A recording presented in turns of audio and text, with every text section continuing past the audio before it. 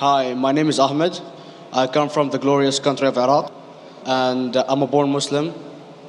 My problem is that I practiced Islam when I was. Brother, first we request questions from the non-Muslims.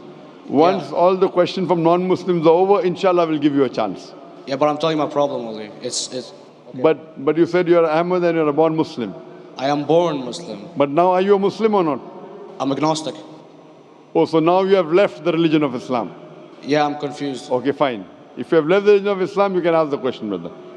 Okay. So my question is, how come I don't have the faith that you and the other Muslims have and some of my friends, even though I practiced Islam a lot and I even did Umrah, but I still do most of the sins that are forbidden in Islam, and I sometimes am lazy to do the prayer and the other subjects we have to do in Islam. I have read many books and about other religions and conspiracy theories and documentaries and such. I even have seen your own videos on YouTube, and there are many questions that go around my head about Allah and the Messenger and Muslims in general. And basically the most important question is, you said in one of your debates or questions that Allah is the creator and He's uncreated. But I have realized, how can the uncreated exist? And if He exists, how can we notice Him? How can we see Him or hear Him or feel Him or know of His existence if He's uncreated in our own dimension or so? That's one of the questions. Brother Ahmed said that he is a born Muslim. He comes from Iraq. He read the Quran, he read the books, but he commits many sins. He believes maybe sometimes he's agnostic and he's lazy for praying. Brother, before I answer your main question, if you do sins and if you're lazy for praying, that does not make you a non-Muslim. As long as you believe that praying is fard, sometimes you miss, it's a sin. It's a major sin that you sometimes don't pray, but that doesn't make you a non-Muslim. If you say praying is not required, then you're doing kufr. But if sometimes you do sin, sometimes minor sin, sometimes major sin, it is haram, it's forbidden, but that does not throw you outside the fold of Islam. There are sometimes waswasa of the shaitan asking you, you're a Muslim, but this is wrong in Islam, this is wrong. And it does deviate the person's mind. At that time, maybe your iman may be low. But these things should not make you consider that you're non-Muslim. Regarding a question that I mentioned in my speech, and you're right, that Almighty God is the creator, but He Himself is uncreated. You ask the question, how can the uncreated, how can we see the uncreated, and how it's possible? Allah subhanahu wa ta'ala is Khaliq, is the creator. And by definition, He's uncreated. Because normally people say that when they try and prove in logic that everything has a creator, who created this table, the carpenter, from where he got, from the tree, who created the tree, so it goes back to Allah. So when many of the people try to convince an atheist, they try and say that everything has a creator, and then they get trapped when the atheist asks him, who created Allah? So if you hear my tapes, I never go that way. I ask the atheist that how did you come to know about the universe? How did you come to know about the functioning of the stars, of the sun? And he says, and goes back, that the creator. So it's the vice versa. So if you know how to deal with logic, you don't trip over this problem with the atheist trap, the Muslims or the believers, by saying who created Allah. By definition, Allah is uncreated. And if you ask the question, who created Allah? If you have heard my tapes, I give the reply. That suppose a person comes and says that my brother John. Yeah, I know, I saw that, I heard that's funny, but I mean, how does he exist if he's uncreated? Not that is Allah. Yeah. That's the difference between you and Allah. How does he exist? Means he was existing. He doesn't have a beginning. You and I have a beginning, that's human being. So that is the difference between us and Allah. You can't say that Allah has to be like us. If Allah is like you and me, why should we worship Him? I see, but have you heard of the phenomenon, the Big Brother? used by various orders and political agendas to control the people and such by implementing it into multiple gods. And then later on, it became a monotheistic religions all over the world to make it easier for Big the Brother, people to. sorry, I've never heard of the religion Big Brother. It's not a religion. It's like a theory, an idea, basically. For What does it example, say? yes. What does this idea say? What does it say? Is that when you have a big brother, it's easier for you to live life.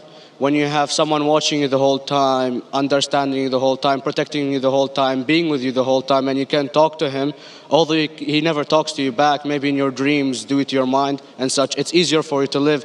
While a human who does not have a big brother and is not easily controlled into doing so and is having complete freedom is a danger for the major ruling powers and such. What does this say? I don't understand. Big Brother may be the Big Brother, may not be the. What does it have to do with Islam and God? What does it have to do? Because basically Allah is watching you the whole time. So you want to say that Allah is like a Big Brother? Indeed, you use him for your protection so you won't be scared. You know what I mean? See, this is the hypothesis. Hypothesis. If you have heard, how do I convince an atheist? If you have heard my answer, that you said that you're agnostic, you're atheist. Yeah. So first thing I do to an atheist is I congratulate him. What? I congratulate him. Have you heard my answer of atheist? Yeah, you congratulate them and stuff. But I haven't seen your debates with the atheist. I just saw your answers on some questions. Fine. So you haven't seen the answer of atheist.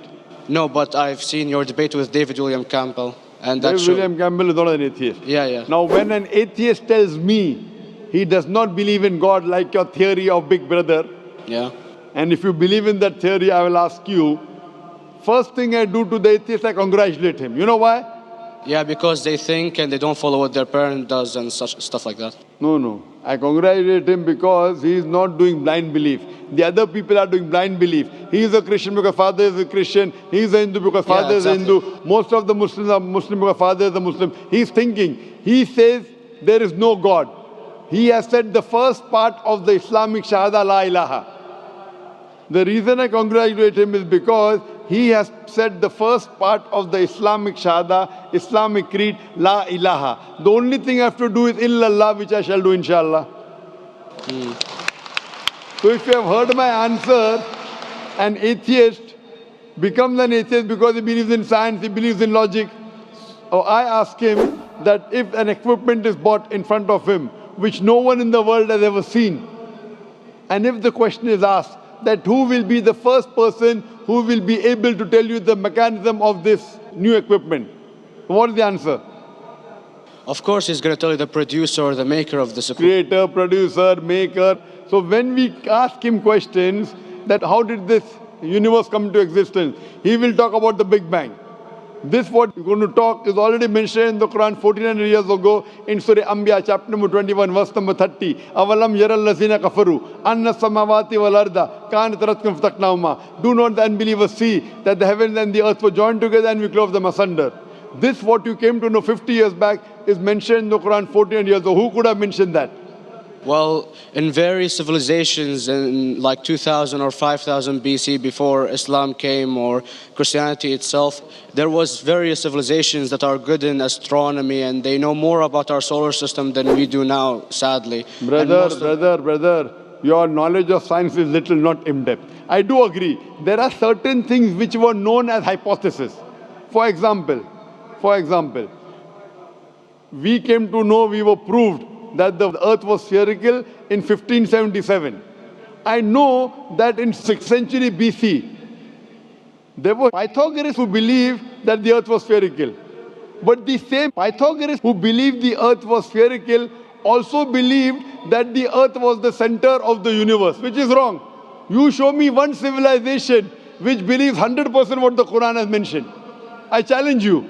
What you say, so do you mean to say there was a person who said, okay, this civilization, out of 100 things, these 2 things are right. Out of 100 things, these 5 things are right. Out of this 100, and picked and chose. Who can do that? No one besides the Creator. Even if you know that there were 10 different civilizations, hundreds of civilizations, there is not a single civilization that you know in the past which knew 100% of science what we know today. So where is your logic? Where is your theory? I do know that certain things were hypotheses, which were proved later on. But there is not a single civilization which knows everything what is mentioned in the Quran. So the answer goes back to the original question, who could have collected this in the Quran? Someone 1400 years back, could he do and say, okay, out of these 100 things, these 3 are right, out of these 100 things, these 2 are right, out of this, it's not possible. Mathematically, it's not possible. Well, you never gave the idea of extraterrestrials or so. I mean, knowledge is power, and Brother, I'm asking you a simple question. We are not come here to have a debate. yeah. I'm asking you a question, point out a single civilization, you're asking something else. Yeah, We are alright. not here to discuss. You can come in the room and discuss. You ask a question, I'm giving you the answer. You gave about old civilization. I told you you're right. But out of 100 things, 98 they were wrong. So I'm asking you, who could have mentioned this in the Quran? You're talking something else now. Yeah, well, I'm asking you a simple question, 2 plus 2 equals how much? You are saying, I'm telling you 3 multiplied by 3 is how much? I'm asking a name, you're telling that where do you live? I'm asking a simple question, name me a single civilization which has everything what was mentioned in the Quran. Do you know of any or not? Yes or no? Well, not everything, of course. Even not 10%. Why? Babylon knows of most of the planets and such. Planet is not the only thing mentioned in the Quran. There are 1,000 things mentioned in the Quran. To say what 1,000 things are mentioned in the Quran, 10% would be equal to 100 things. Did Babylonian civilization knew about 100 things mentioned in the Quran? No, because they You don't have cannot. the IQ They level knew of that. 5 or 6 things. In percentage wise, very small. So Of course. who can be the author of the Quran besides the creator to know what is right, what is wrong? Today science has established the hypothesis mentioned by Babylonian so many centuries back is today proven. So these were hypotheses in the past, which out of them many have been rejected, some have been accepted. So to collect all which is 100% correct has to be from the creator and no one else. Hope that answers the question.